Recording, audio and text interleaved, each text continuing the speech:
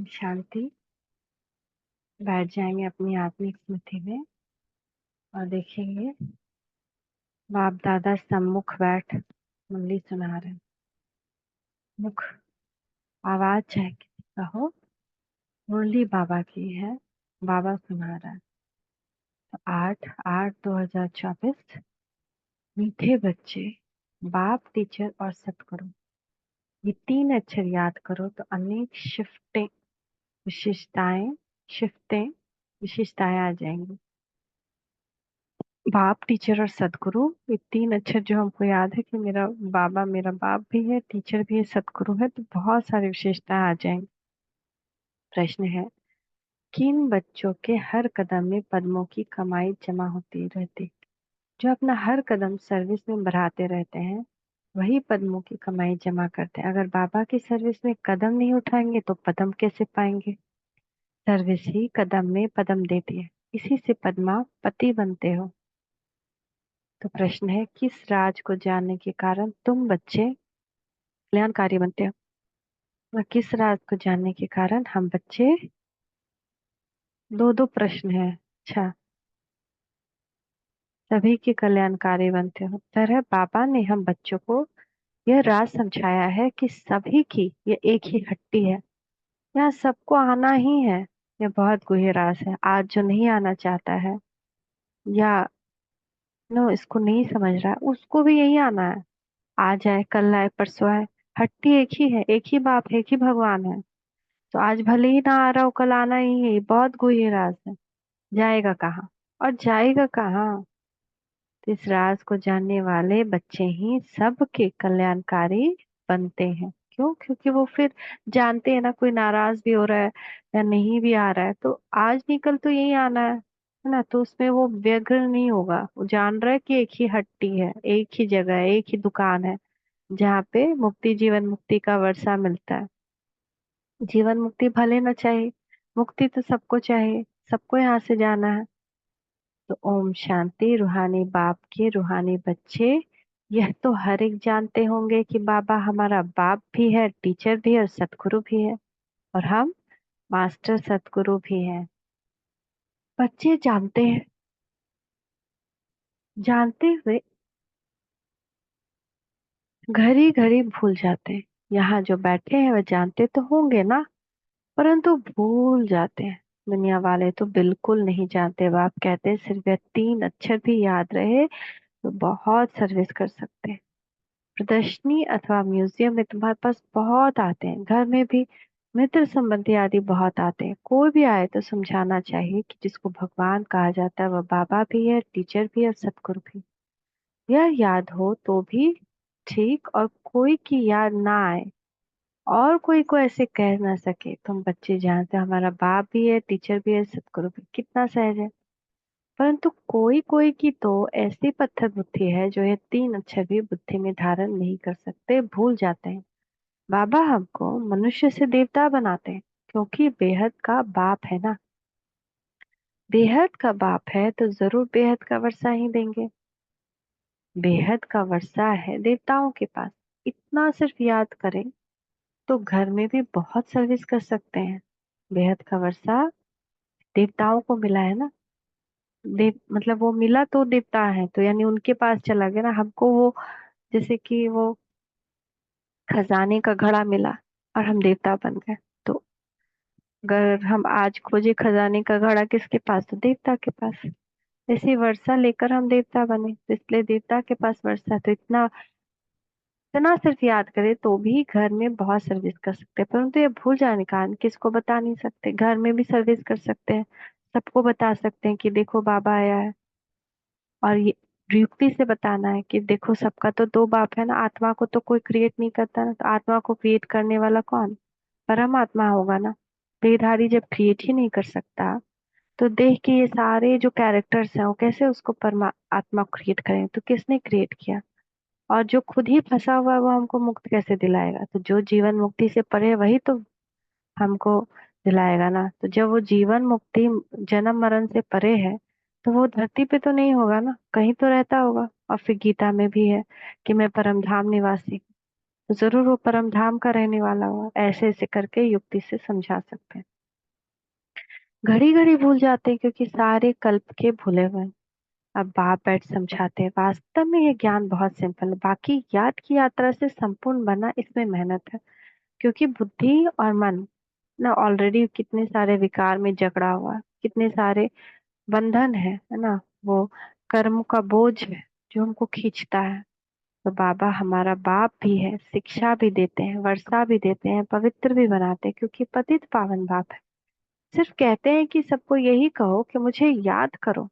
बाबा की सर्विस में जरा भी कदम नहीं उठा तो फिर पदम कैसे पाएंगे।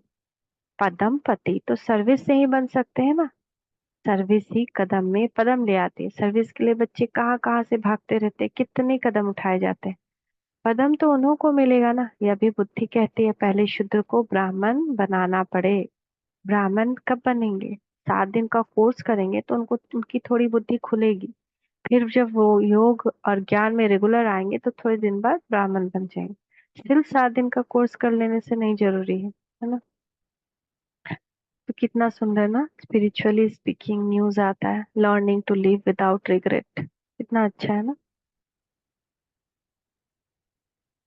तो पदम तो उन्हें ही मिलेगा ना। यह भी बुद्धि कहती है पहले शूद्र को ब्राह्मण बनाना पड़े। ब्राह्मण ही नहीं बनाएंगे तो क्या बनाएंगे? सर्विस तो चाहिए ना।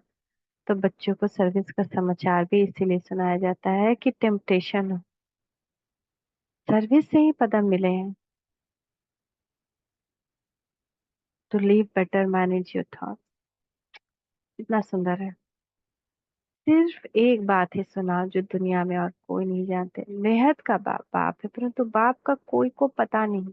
सिर्फ ऐसे ही गॉड फादर कहते रहते हैं। वह टीचर है तो कोई की बुद्धि में नहीं होगा। स्टूडेंट की बुद्धि में हमेशा टीचर याद रहता है। हमें याद रहेगा ना टीचर ने हमको क्या होमवर्क दिया है। जो स्कूल में पढ़ते हैं वो तो घबराते हैं अगर होमवर्क नहीं किया तो फिर से स्कूल जाने में। और हम ऐसे ही मधुबन चले जाते हैं या फिर भगवान के सामने योग लगाते हैं, जान रहे हैं वो टीचर है, सब जान रहा है, तो टीचर के अनुसार सजा भी देगा ना। तो स्टूडेंट की बुद्धि में हमेशा टीचर याद रहता है और भूल भी नहीं हम सकते टीचर को। हमको होमवर्क देता है, रोज देता है, आज भी दे रहा है, सर्विस करो। तो जो पूरी रीति नहीं पढ़ते उनको अनपढ़ा कहा जाता है। बाप कहते हैं हर्जा नहीं है, तुम कुछ भी ना पढ़े हुए हो, यह तो समझ सकते हो ना कि हम भाई भाई हैं। बाबा कहते हैं अगर किसी को पढ़ना लिखना भी नहीं आता तो इतना तो समझ सकते हैं ना कि हम आत्मा है, भाई भाई हैं, हमारा बेहद का बाप है। बाप आते ही हैं एक धर्म की स्थापना करते, ब्रह्मा द्वारा करते हैं। परंतु लोग कुछ भी समझते नहीं। ईश्वर अगर कभी ना आया हुआ होता तो उनको बुलाते ही क्यों कि हे लिबरेटर आओ, हे पतित पावन आओ। जबकि पतित पावन को याद करते हैं फिर शास्त्र क्यों पढ़ते हैं?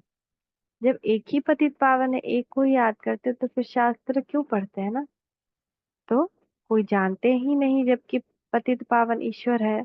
तो गंगा स्नान आदि से कोई पावन हो कैसे सकता है? जब आत्मा पतित है तो आत्मा तो ध- जल गीला भी नहीं कर सकता।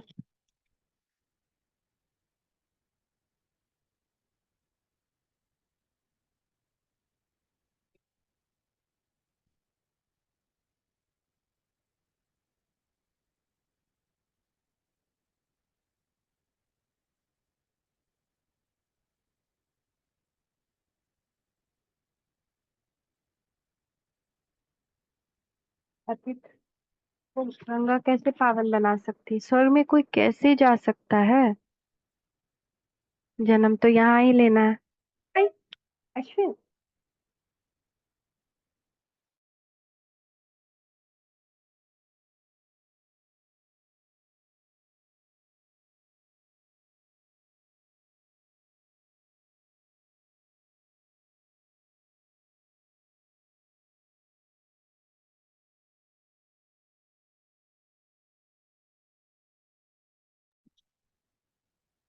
है ना। तो कोई स्वर्ग में कैसे जा सकता है? जन्म तो यहाँ ही लेना है। नई दुनिया और पुरानी दुनिया, दुनिया में फर्क तो है ना। इसको सतयुग थोड़े ही कहेंगे। कहेंगे क्या इसको सतयुग? नहीं ना, अभी कितना दुख है। कलयुग है ना, ये तो साफ दिखता है। तो मनुष्यों की तो बिल्कुल पत्थर बुद्धि, जहाँ थोड़ा सुख देते हैं तो समझते हैं स्वर्ग है। भूल जाते हैं बाप को और स्वर्ग का मजा लेने लगते हैं। तो बाप ही समझाते हैं, बाप कोई गाली नहीं देते हैं, बाप शिक्षा भी देते हैं, सबको सद्गति भी देते हैं। भगवान बाप है तो बाप से जरूर कुछ मिलना चाहिए। बाबा अक्षर भी ऐसा है जो उनसे वर्षे की खुशबू जरूर आती है कि मेरा बाबा जैसे कि कुछ तो देने आया है, फील होता है ना। और भल कितना भी काका मामा दिए परंतु उनसे वर्षे की खुशबू नहीं आती। कितना भी है रिलेशन, क्या मिलने वाला है उनसे। अंतर्मुख हो विचार करना है कि बाप ठीक कहते हैं, गुरु के पास कोई जायदाद होती नहीं, वह तो खुद ही घर बार छोड़ते हैं। तुमने संन्यास किया है विकारों का, वह तो कह देते हैं हमने घर बार छोड़ा। तुम कहते हो हम सारी दुनिया के विकारों का संन्यास करते हैं। नई दुनिया में जाना कितना सहज है, हम संन्यास करते हैं सारी पुरानी सृष्टि तमो प्रधान दुनिया का। सत्युग है नई दुनिया, यह भी जानते हो, नई दुनिया थी जरूर। जब गाते हैं, सब गाते हैं, स्वर कहा ही जाता है नई दुनिया को, परंतु वो लोग सिर्फ कहने मात्र कह देते, समझ कुछ नहीं। तो बाप बच्चों को कहते सिर्फ यह विचार करो, बाबा हमारा बाप भी है, शिक्षक और सदगुरु भी है, सबको ले जाएंगे। अक्षर ही तो है मन मना भवा, इसमें सब आ जाता है। परंतु यह भी भूल जाते हैं, पता नहीं बुद्धि में क्या क्या याद रहता है। नहीं तो रोज लिख कर दो कितना समय है, किस अवस्था में बैठे थे। तुम बैठे हो बाप टीचर सदगुरु के सामने, तो वही याद आना चाहिए ना, स्टूडेंट को टीचर ही याद आएगा ना। परंतु यहाँ माया है ना, एकदम माथा ही मुड़ देती है, सारा राज्य भाग ही ले लेती है ना। हम बाबा के बने फिर थोड़ी देर बाद माया के बन जाते हैं। तो तुमको पता ही नहीं पड़ता है, आए तो थे वर्षा लेने परंतु मिलता कुछ नहीं, ऐसे ही कहेंगे ना। भल स्वर्ग में तो चले जाएंगे परंतु वह कोई बड़ी बात थोड़ी है, यहाँ आए भल परंतु पढ़े नहीं, फिर स्वर्ग में तो जाएंगे ना। यहाँ तो बैठे हैं ना, समझते हैं स्वर्ग में जाना है, फिर क्या भी बने। वह तो पढ़ाई नहीं हुई ना, थोड़ा भी सुना तो उसका फल मिल जाता है। पढ़ाई से तो बड़ी स्कॉलरशिप मिलती है, बाप से ऊंच से ऊंच पद पाना है तो पुरुषार्थ करना पड़े। पढ़ाई याद होगी तो 84 का चक्र भी याद आ जाएगा, यहाँ बैठने से सब याद आ जाना चाहिए। परंतु यह भी याद आता नहीं, अगर याद आए तो किसको सुनाए भी। चित्र तो सबके पास है, शिव के चित्र पर तुम कोई को सुनाएंगे तो कभी गुस्सा नहीं करेंगे। बोलो आओ तो हम आपको बताएं कि शिव बेहद का बाप है ना, इनके साथ आपका क्या संबंध है ना, ये वाला पिक्चर है ना, इस पे सबको समझाएंगे तो कोई गुस्सा नहीं करेंगे। ऐसे फालतू चित्र तो नहीं होगा।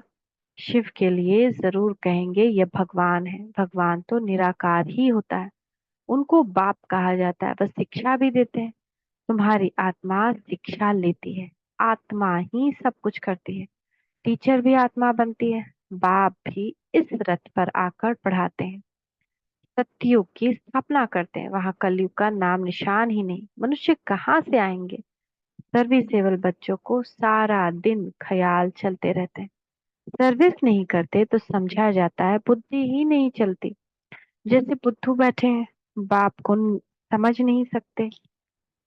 पतित पावन बाप को याद करने से ही वर्षा मिलेगा, याद करते करते मरेंगे तो बाप की सब मिल्कियत मिलेगी। बेहद के बाप की मिल्कियत है स्वर्ग। बच्चों के पास बैच भी है, घर में मित्र संबंधी आते तो बहुत आते, कोई मरता है तो भी बहुत आते हैं। उन्हों की तो बहुत अच्छी सर्विस कर सकते हो है ना, चाहे कोई कैसा भी उनको बताएं भगवान आया है, शिव बाबा आया है। शिव बाबा का चित्र दिखा के गए कि परमात्मा आया है हम सबको वापस ले जाने, ये अंत समय है। तो शिव बाबा का चित्र तो बहुत अच्छा है, भल बड़ा ही रख दो, इसमें कोई कुछ कहेंगे नहीं, ऐसे नहीं कहेंगे कि यह ब्रह्मा है, यह है गुप्त। तुम गुप्त भी समझा सकते हो, सिर्फ शिव का चित्र रखो और सब चित्र उठा दो। ये शिव बाबा टीचर सदगुरु ये आते ही हैं नई दुनिया की स्थापना करने, और संगम पर ही आते हैं, ये ज्ञान तो बुद्धि में है ना। बोलो शिव बाबा को याद करो और किसी को याद नहीं करो, शिव बाबा पतित पावन है। वह कहते हैं मुझे याद करो तो तुम मेरे साथ आकर मिलेंगे, तुम गुप्त सर्विस कर सकते हो। ये लक्ष्मी नारायण इस नॉलेज से ही बने हैं। कहेंगे शिव बाबा निराकार है, वह कैसे आते हैं। अरे तुम्हारी आत्मा भी तो निराकार है, वह कैसे आती है। वह भी ऊपर से आती है ना पाठ बजाने। यह भी बाप आकर समझाते हैं। बैल पर तो आ न सके, बोलेगा कैसे? ना बैल पे खाली लाइट बैठ कर आ जाएगा तो फिर बोलेगा कैसे? तो साधारण बुरे तन में आते हैं, समझाने की बड़ी युक्ति चाहिए। कोई कहते तुम भक्ति नहीं करते, तो बोलो हम तो सब कुछ करते हैं। युक्ति से चलना होता है। किसको उठाने के लिए सोचना चाहिए, क्या युक्ति रचे।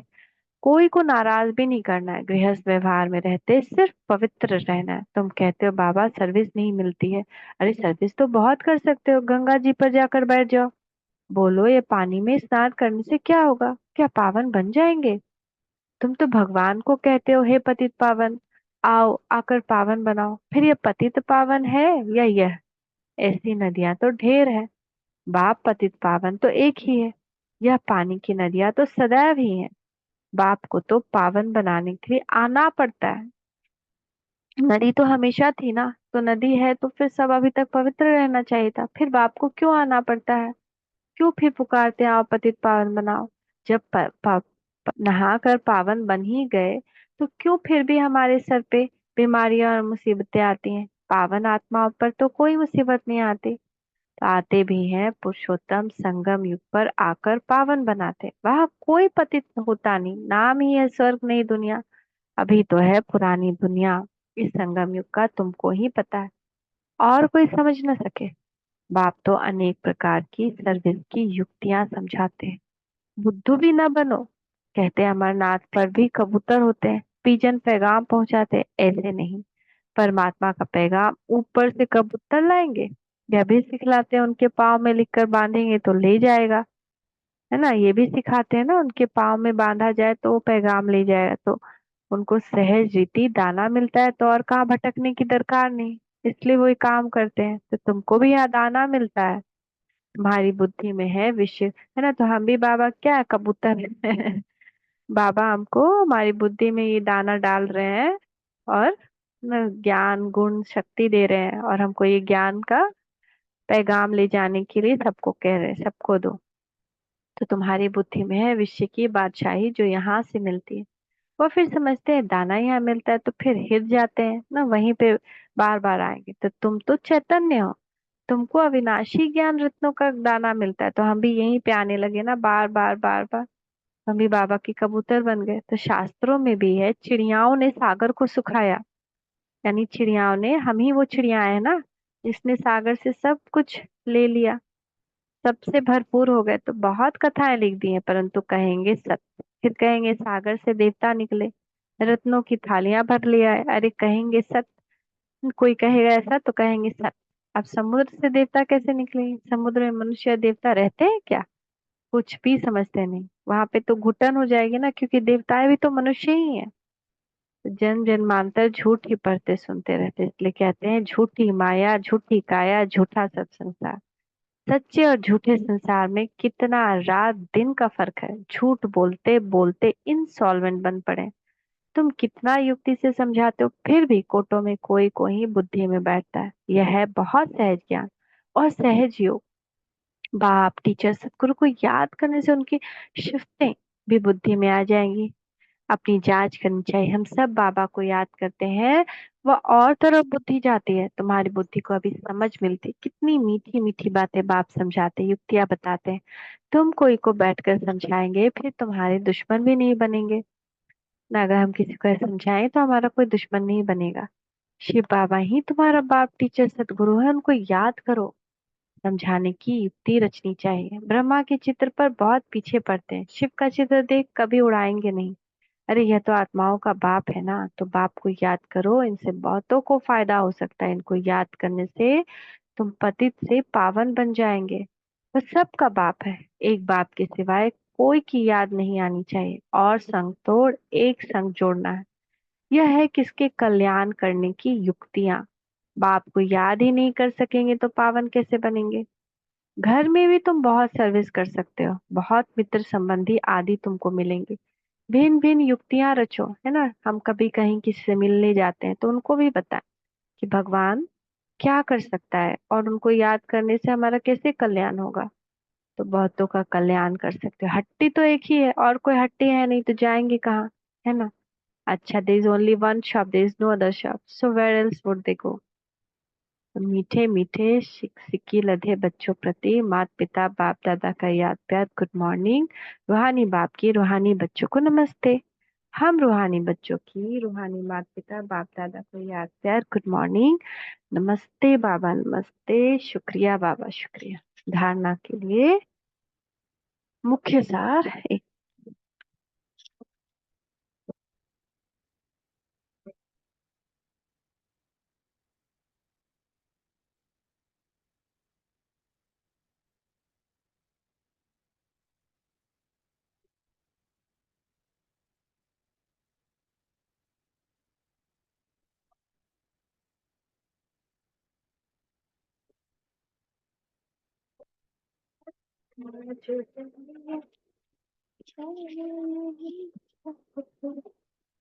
सुधारना के लिए मुख्य सार है गृहस्थ व्यवहार में बहुत युक्ति से चलना है, कोई को नाराज भी नहीं करना है, और पवित्र भी जरूर बनना है ना। जैसे हम लहसुन प्याज छोड़ना है तो हम किसी को युक्ति से समझाकर, और अपने हाथ का खाना खाना है तो हम उनकी सेवा करें, उनको इतना खुश कर दें और खुद खाना बनाएं। जो नियम फॉलो नहीं करेंगे तो पवित्र नहीं बनेंगे, और पवित्र नहीं बनेंगे तो सजाएं तो खाते ही रहेंगे, परिस्थितियां आती रहेंगी, बीमारियां आती रहेंगी। पवित्र तो बहुत जरूरी है ना बनना। बाबा क्या कह रहे हैं, पवित्र भी जरूर बनना और किसी को नाराज भी नहीं करना। व्यस्त व्यवहार में रहते बहुत युक्ति से चलना। फिर एक बाप से अविनाशी ज्ञान रत्नों का दाना ले अपनी बुद्धि रूपी झोली भरपूर रखनी। एक बाप से अविनाशी ज्ञान रत्नों का दाना ले अपनी बुद्धि रूपी झोली भरपूर रखनी है। बुद्धि को भटकाना नहीं है। पैगंबर बन, कबूतर बन, बाप का सबको बाप का पैगाम देना है। वरदान है, देखिए बाप दादा का वरदान है इस मस्तक के ऊपर। बेहद की वैराग्य वृत्ति द्वारा सर्व लगावों से मुक्त रहने वाले सच्चे राज ऋषि भव। बेहद के वैराग्य वृत्ति द्वारा सर्व लगावों से मुक्त रहने वाले सच्चे राज ऋषि भव। राज ऋषि अर्थात एक तरफ राज्य दूसरी तरफ ऋषि, अर्थात बेहद के वैरागी। न शमशानी वैराग्य नहीं कि बस कभी किसी का कुछ सुनना पड़ा तो वैराग्य आ गया, हमेशा ही वैराग्य हो ना।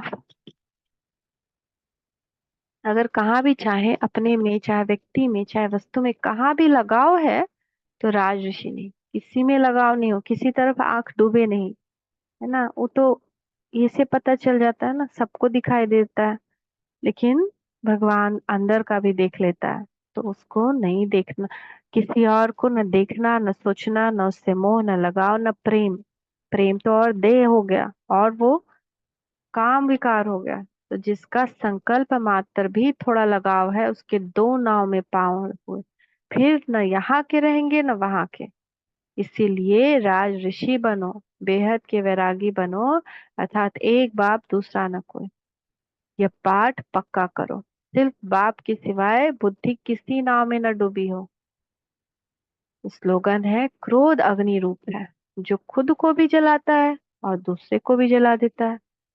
क्रोध अग्नि को तपस्या की अग्नि में कन्वर्ट करना है तो हमारा सारा विकार जल जाए। थैंक यू बाबा। विजयी रतन बनना है तो प्रीत बुद्धि बनो। जो सदा प्रीत बुद्धि है उनकी मनसा में भी श्रीमत के विपरीत व्यर्थ संकल्प विकल्प नहीं आ सकते। ऐसे प्रीत बुद्धि रहने वाले ही विजयी रतन बनते हैं। कहाँ भी किसी प्रकार से कोई देहधारी के साथ प्रीत ना हो, नहीं तो विपरीत बुद्धि की लिस्ट में आ जाएंगे, और विपरीत बुद्धि विनशंति। तो कोई भी देहधारी में जो लगाव है तो अलर्ट आज ही निकाल दे। सिर्फ बाबा दूसरा ना हो। ओम शांति।